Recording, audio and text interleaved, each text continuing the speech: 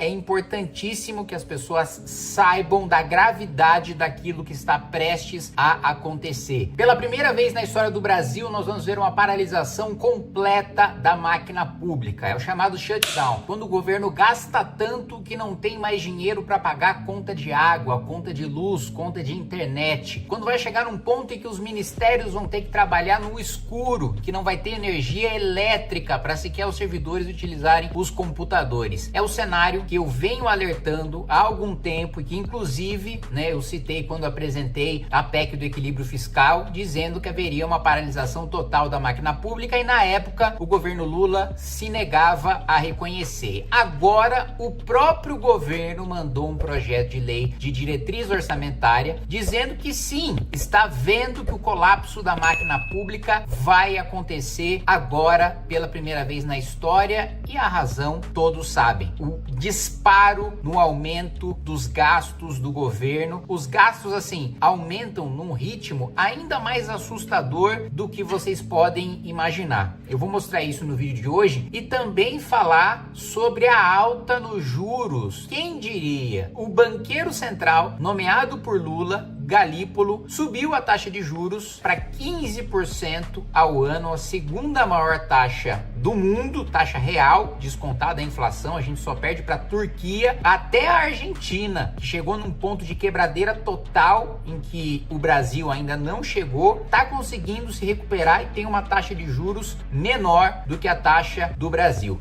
Vamos lá, gastos sob Lula 3 cresce em ritmo de quase o dobro da receita. Ao longo do terceiro mandato de Lula, a equipe econômica obteve aumento acima da inflação na receita líquida, que é aquela receita livre de transferências para estados, municípios e outros, ou seja, um dinheiro que o governo Lula pode gastar como quiser, que a Constituição não obriga a repassar para mais nada. Esse gasto saiu de 191 bilhões de reais para 344 bilhões, praticamente quase dobrando o que se gastou. Veja só, a gente já tem um cenário de catástrofe independentemente da receita líquida. Nós já temos um aumento, e eu tenho falado isso há algum tempo, um aumento da despesa obrigatória, aquela que decorre da Constituição, que em 2027 vai ultrapassar 100%. Ou seja, o presidente que assume em 2027, se ele não aprova uma PEC antes mesmo de assumir o cargo, no período entre a eleição dele e a posse, ele precisa aprovar uma PEC, porque senão, mais do que 100% do orçamento vai ser obrigatório. Ou seja, o presidente da República não vai ter 15 centavos para comprar um chiclete devido a esse legado maldito do governo Lula. Ignorando isso, as despesas crescendo obrigatoriamente, independentemente da vontade do governo, porque lá atrás o governo revogou o teto e colocou essa corda sobre o próprio pescoço, revogando o teto de gastos e aprovando o arcabouço fiscal do Haddad, que também obriga a aumentar os gastos, independentemente do cenário econômico do país. Mesmo com receitas livres, nas receitas livres o governo também aumenta o gasto, o que significa aumento de imposto no nosso lombo, porque o governo não vai querer, obviamente, cortar gastos para controlar a trajetória da dívida pública e ter, de fato, dinheiro para fazer investimento em áreas que importam e não para comprar sofá de 200 mil reais, Palácio da Alvorada com controle remoto para a Janja, ou mesmo de mandar a comitiva de, sei lá, 24 assessores da Janja lá para, nem sei mais se é o Japão, Paris, Roma, tudo quanto é lugar, para ela ficar fazendo turismo com o nosso dinheiro. Então, assim, nós veremos um colapso total das contas públicas deste ano para o ano que vem. E eu alertei, eu avisei, a maior parte dos deputados não quis assinar a PEC do equilíbrio fiscal, porque é uma PEC dura, é um remédio amargo, só que precisa ser tomado. Quem deixou o paciente doente,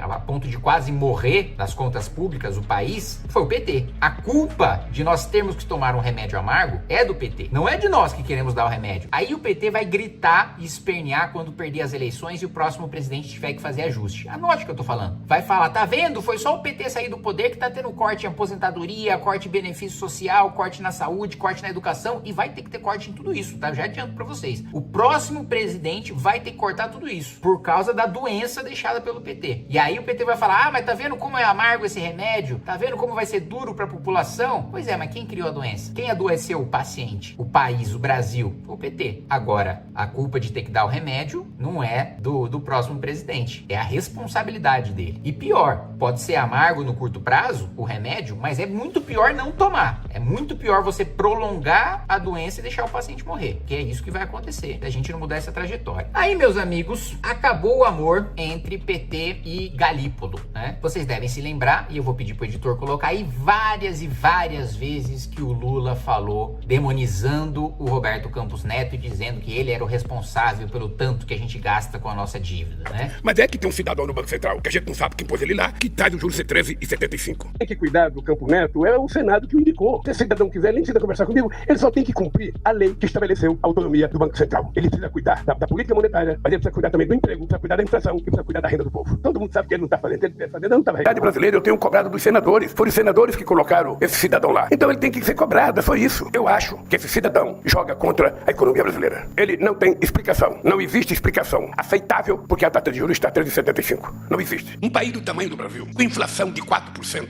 o juro não precisava estar na altura que está. Acontece que esse rapaz que está no Banco Central, me parece que ele, não sei do que ele entende, mas ele não entende de Brasil e não entende de povo. Ele só tem uma lógica. Eu não sei a quem que ele está servindo. Aos interesses do Brasil não é. Gleisi é a mesma coisa, Lindbergh é a mesma coisa, agora Gleisi é ministra e Lindbergh é líder do PT. Que ficou todo esse tempo quietinho, caladinho com a nomeação do Galípolo, mesmo o Galípolo já tá o quê? Já tá na terceira reunião seguida, aumentando a taxa de juros. Até agora os petistas ficaram quietinhos. O problema era com o Roberto Campos Neto, que tava agindo em favor do mercado, era o bolsonarista sabotando o governo Lula. Aí nomearam o Galípolo, 15% de juro ao ano. E aí, veja só o que diz Lindbergh Farias. Não dá para aceitar como normal o novo aumento da Selic pelo Banco Central. A taxa de 15% é indecente, proibitiva e desestimula investimentos produtivos.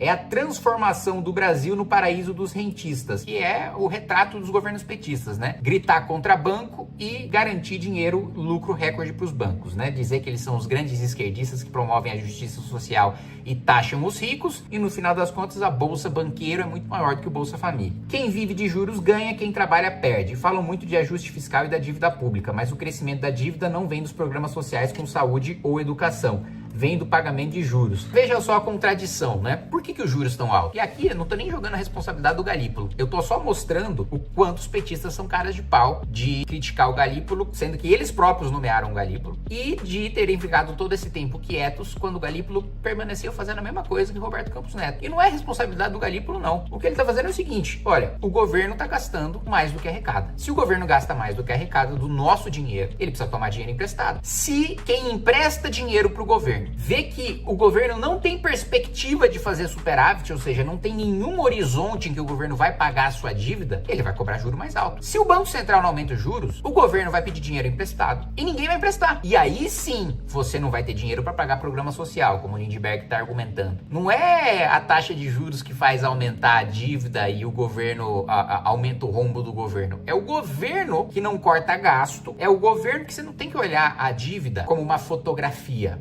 Países desenvolvidos têm uma dívida em relação ao PIB muito maior. Mas e a curva de dívida deles? O que significa a curva? E quando o devedor olha para frente, ele tá vendo aquele país pagando o que deve? Se tá vendo, aquele país pode se endividar 90%, 100%. Se na trajetória eu tô vendo que o país vai pagar a dívida, eu vou cobrar juro baixo. Por quê? O risco de eu tomar calote é pequeno. Por quê? Porque eu tô vendo que esse governo vai ter superávit atrás de superávit. O contrário acontece com o Brasil. Gasta o que não pode, todo mundo vê que vai ter déficit atrás de déficit, e aí o que os bancos falam? Olha, se for para emprestar menos de 15% para esse governo caloteiro aí, não vale o risco, não vale o risco. Vou investir em outra coisa, vou investir em ação, vou investir em debêntures, vou investir em qualquer outra coisa, vou emprestar para outros agentes, porque para o governo simplesmente não vale a pena eu emprestar a juro barato para um caloteiro. Quanto pior é o pagador, maior é o juro. E isso se aplica, assim como para pessoas, aplica-se para governos. É culpa do governo que está gastando. Aí não, a responsabilidade é total do Banco Central. Com um banqueiro central nomeado pelo PT, com a diretoria do Banco Central nomeada pelo PT, quase que 100%.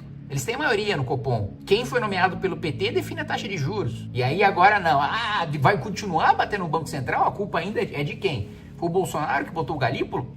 Todo mundo sabe que eu não sou bolsonarista, fiz oposição com muito orgulho ao Bolsonaro e continuo fazendo. Só não falo mais de Bolsonaro porque não é ele que está no poder, é o Lula. Meu papel é fiscalizar o poder, mas todo mundo sabe meu posicionamento em relação ao Bolsonaro. Se não sabe, vejam o que eu defendi no meu primeiro mandato no governo Bolsonaro. Agora, eu critico com base no que ele fez, com base no que ele é responsável, e não como um espantalho de desculpa para todos os meus fracassos, como o PT utiliza. Vamos lembrar, tá? O discurso de herança maldita vem desde o Lula 1, e a herança maldita que o Lula recebeu foi o tripé macroeconômico, foi a lei de responsabilidade fiscal, foi o plano real. Lula recebeu um país com a moeda sólida, com equilíbrio fiscal, e chamou de herança maldita. Se o governo Fernando Henrique foi herança maldita, qualquer outro governo que venha é, pior das heranças. Então, meus amigos, apenas para alertá-los da importância da gente fazer um bom debate, principalmente quando vierem as medidas de ajuste do próximo governo, porque eu tenho plena convicção de que o PT vai perder as eleições.